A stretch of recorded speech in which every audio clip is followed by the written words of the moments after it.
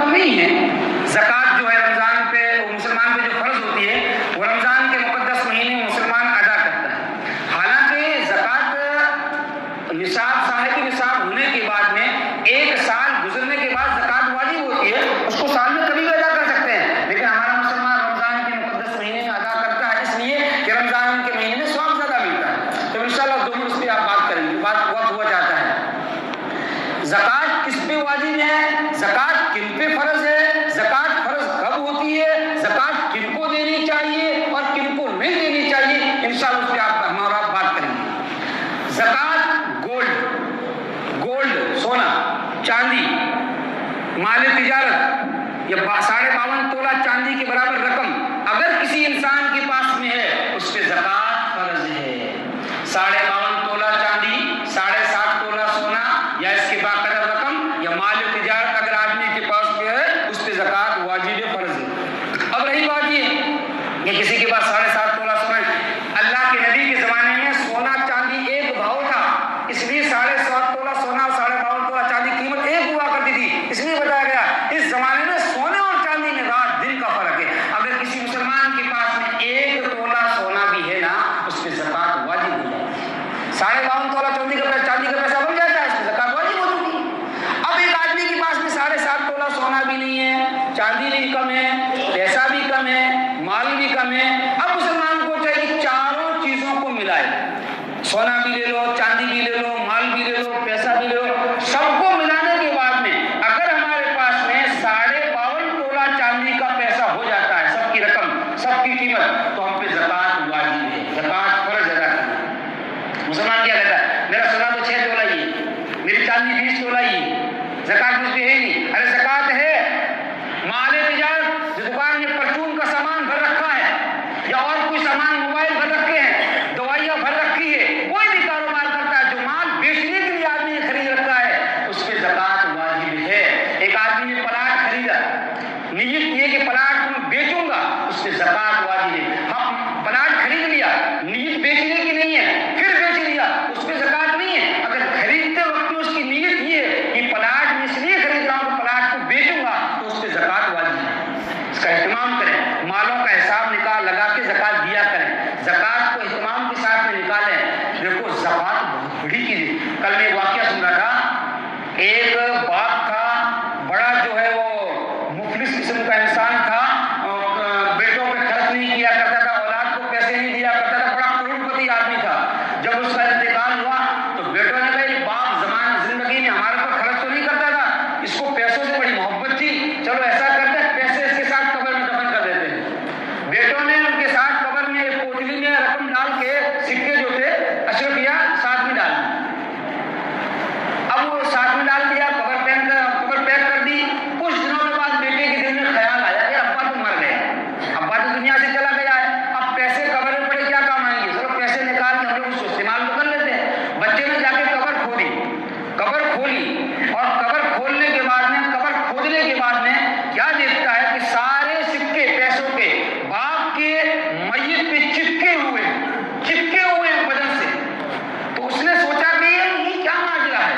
اس نے سوچا کہ میں سکوں کو ہٹاؤں. ایک سکے کو ہٹانے کے لیے اس نے اپنی 2 انگلیاں لگائی, لینے کے لیے اس کی انگلیاں ایسی جل گئی کہ اس کی تپش کو برداشت نہیں کر پایا. باہر نکلا, بھاگا گھر آیا, پانی سے دھویا, ٹیوب لگایا, کولگیٹ لگایا, لیکن اس کے اندر کبھی تو پھول جاتی ہے, کبھی ٹھنڈی ہو جاتی ہے, جلن اس کی ختم نہیں ہوتی.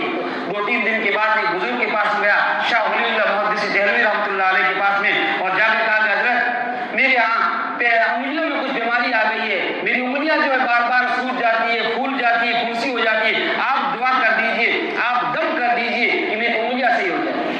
حضرت نے دم کیا, کہا کہ بیٹے کچھ آرام ہوا, ابھی تو کوئی آرام نہیں ہوا. پھر دم کیا, بیٹے کچھ آرام ہوا, ابھی تو نہیں آرام ہوا. 3 مرتبہ دم کیا. دم کرنے کے بعد ان کا بیٹے اب تو کچھ آرام ہوا, کہا کہ حضرت کچھ بھی آرام نہیں ہوا. حضرت نے کہا کہ یہ دنیا کی آگ ہو ہی نہیں سکتی, دنیا کی بیماری ہو ہی نہیں سکتی, یہ جہنم کی آگ کی تپش ہے, وہ اس وجہ اس سے کیا ہے ختم ہونے والی نہیں. اندازہ لگائیں. حضرت نے کہا کہ جاؤ بیٹے مصلی بچھاؤ, 2 رکعت نماز پڑھو, توبہ کرو, اللہ کے سامنے رو, اور جو آنکھوں آپ کے آنسو سے گرے, جو آنسو آپ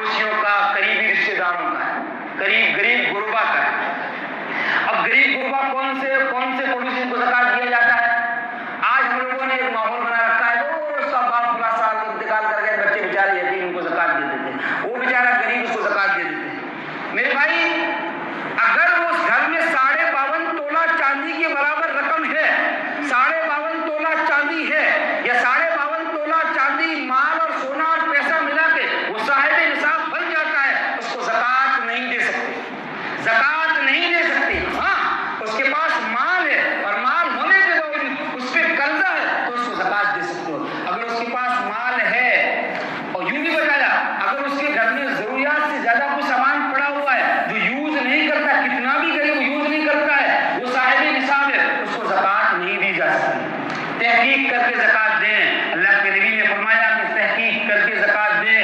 پہلے تحقیق کرے, پوچھے کہ زکات جس کو میں دے رہا ہوں زکات کا مستحق بھی ہے کہ نہیں, حقدار بھی ہے کہ نہیں. زکات تحقیق کر کے دیں. ہاں غریب غربا کا پہلا حق ان کو پہلے دیا جائے, لیکن اگر صاحب نصاب ہے ان کو زکات نہیں دی جاتی, آپ ان کی امداد سے ان کی مدد کر سکتے ہیں. دوسری بات, کوئی ٹرسٹ ہے جو غریبوں کی مدد کرتا ہے, وہاں آپ زکات دے سکتے ہو. کوئی اسلام اسپتال بنا ہوا ہے مسلمانوں کا جو غریبوں کے علاج کے لیے پیسہ استعمال کرتا ہے, غریبوں کی مدد کے لیے استعمال کرتا ہے, آپ وہاں زکات کا پیسہ جمع کر سکتے ہو اگر آپ کو اعتماد ہے. اور آخری مرحلہ زکات کا صحیح مصرف اس دور میں جو خاص طور سے ہمارے لیے وہ ہے مدارس, دینی مدارس. دینی مدارس میں زکات دینے کا دوہرا سوال, دین کی خدمت, دین کی مدد, مذہب اسلام کی مدد اور ہماری زکات ادا ہو جانا, دوہرا سوال ملتا ہے. تو اچھا دینی مدارس میں بھی کن میں زکات دی جاتی ہے؟ مسائل کو سوچنا, مسائل کو سمجھنا, تحقیق کرنا بہت ضروری ہے. ہمارا مسلمان آنکھیں بند کر کے اٹکل سے زکات نکالتا ہے, ایسے زکات ادا نہیں ہوتی ہے. تحقیق کرو, حساب کر کے پورا زکات نکالو اور سامنے والے کو تحقیق کر کے زکات دو. جن مدارس میں کھانا کھانے والے بچے نہیں ہیں, جن مدارس میں زکات کا مصرف صحیح نہیں ہے, جیسے مکتب چلتا ہے وہاں ہم زکات نہیں دے سکتے. جیسے مسجد ہے, مسجد میں زکات نہیں دے سکتے. بہت سے ہمارے مسلمان ایسے ہوتے ہیں بیچاروں کو معلوم ہی نہیں. سمجھایا کریں جو فہیم لوگ ہیں, سمجھدار لوگ ہیں, وہ اپنے گھر والوں میں, محلے والوں میں, دوست احباب میں, پڑوسیوں میں اس بات کو چلایا کریں کہ زکات تحقیق کر کے دیا کریں. وقت ہوا چاہتا ہے, اس لیے میں بات کو زیادہ لمبی نہ کرتے ہوئے آپ سے یہی کہنا چاہوں گا کہ دینی مدارس کا خاص طور سے خیال رکھیں اور اپنے قرب و جوار میں, اپنے اڑوس پڑوس میں کوئی غریب ہے اس کا پہلے حق ہے, اس کو پہلے زکات دی جائے, اس کی زکات سے پہلے اس کی امداد کی جائے, مدد کی جائے, اور اس کے بعد دینی مدارس کو مدارس ہم ہی خیال رکھیں گے. کون رکھے گا بھائی؟ یہ مدارس دینی قلعے ہیں, مدارس مذہب اسلام میں ریڑھ کی ہڈی کا مقام رکھتے ہیں. جہاں کہیں مدرسہ قائم ہو, اگر صحیح مدرسہ چلتا ہے ہمارا فرض بنتا ہے ہم حسب استطاعت ان میں زکات سے امداد کریں. اللہ عمل کی توفیق دی. Thanks for watching. Don't forget to like, comment, share and subscribe to Al Wahid channel.